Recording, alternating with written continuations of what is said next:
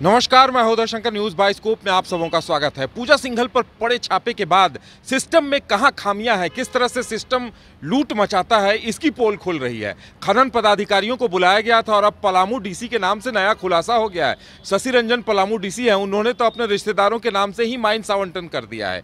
इस पूरे मामले की पड़ताल इस दौरान हुई कि पूजा सिंघल के किन किन माइंस पदाधिकारियों से संबंध थे। तो जब पड़ताल हो रही थी तो उसी संबंध में ये भी जानकारी सामने आई कि पलामू डीसी ने अपने रिश्तेदारों को माइंस आवंटन कर दिया। बीजेपी ने सवाल भी इस पर खड़े किए हैं कि जब सीएम साहब खुद अपने नाम से माइंस ले रहे हैं, अपने लोगों को कर रहे हैं, तो डीसी साहब क्यों नहीं करेंगे। तो ये लूट की एक बानगी सामने आई है। वहीं दूसरी तरफ लगातार पूछताछ पूजा सिंघल, उनके पति अभिषेक झा और उनके सीए सुमन सिंह से हो रही है। तो सुमन सिंह ने सारे पोल खोल दिए हैं, कहाँ कहाँ से पैसे आ रहे थे इस बात की भी जानकारी दे दी है। और साथ में ये भी बताया है कि वो खासकर वो सीए का काम नहीं करता था, वो खासकर फंड अरेंजमेंट का काम करता था। पूरे झारखंड से जो पैसे पूजा सिंघल के पास आते थे उन्हें ठिकाना लगाना, हवाला कारोबारियों तक पहुंचाना और जहां जहां उन्हें भेजना है, ये सारा काम सुमन सिंह के जिम्मे था।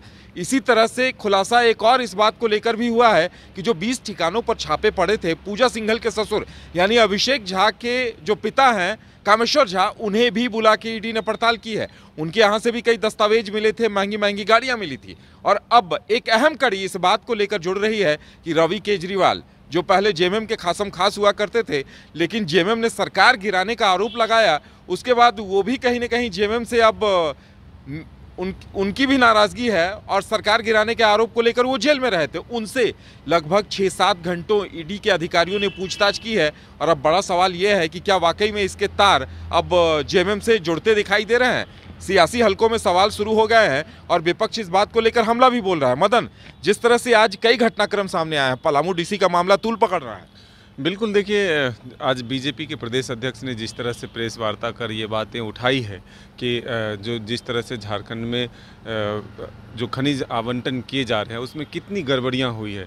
पहले तो मुख्यमंत्री पर आरोप लगा कि वो अपने नाम पर लीज ले लिया, लेकिन अब जो मामला लाया है बीजेपी, उसमें यह है कि पलामू के डीसी ने अपने ही रिश्तेदारों को खनिज संपदा की जो है वो अलॉट करवा दिया। तो अब झारखंड में लगातार इन चीज़ों पर ध्यान दिया जा रहा है और जो ईडी की कार्रवाई चल रही है, ईडी की जो जांच चल रही है, उसमें कई मामले सामने आ रहे हैं, जो कि अभी सूत्रों के हवाले से जानकारी मिल रही है कि 4000 करोड़ के लगभग जो है राजस्व का नुकसान प्रतिवर्ष हो रहा है अवैध माइनिंग से।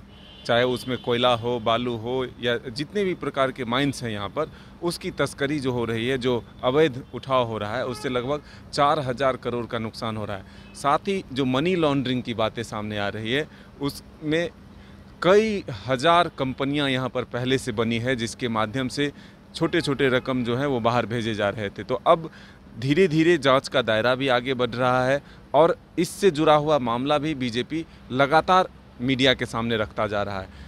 वहीं संवैधानिक संस्थाओं में भी शिकायत उनके द्वारा दर्ज कराई जा रही है। राजभवन भी जाकर के, चाहे वो ज़मीन से जुड़ा हुआ मामला हो या खनिज आवंटन को लेकर के हो, तमाम मामलों को वो राजभवन तक पहुंचाने का काम जरूर कर रही है। और इसी के माध्यम से राजभवन ने निर्वाचन आयोग तक भी भेज दिया और वहां से फिर मुख्यमंत्री से एक जवाब भी, स्पष्टीकरण भी पूछा गया है कि आप अपना पक्ष रखें। अब 10 दिनों का वक्त है, 20 तारीख तक देखना होगा कि मुख्यमंत्री की तरफ से क्या कुछ जवाब दिया जाता है।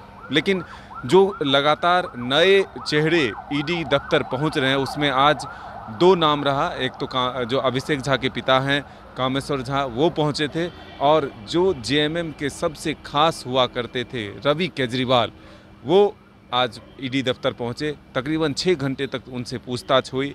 उनके चेहरे पर भी काफ़ी सिकन दिख रहा था जब वो निकले थे और मीडिया से बचते हुए वो भाग रहे थे। इसलिए हम कह रहे थे भाग रहे थे क्योंकि वो ड्राइवर को भी डांट दिया उन्होंने जब गेट खोलने में देरी हुई थी। इसका मतलब था कि वो मीडिया के से बचना चाहते थे और इसीलिए वो गाड़ी को अंदर बुलाए और फिर सीधे गाड़ी में बैठ करके निकल गए। बिल्कुल मदन, कहा जाता है पुराना राजदार या पुराना वफादार अगर गद्दार हो जाए तो वाकई में ये बड़ी मुसीबत होती है।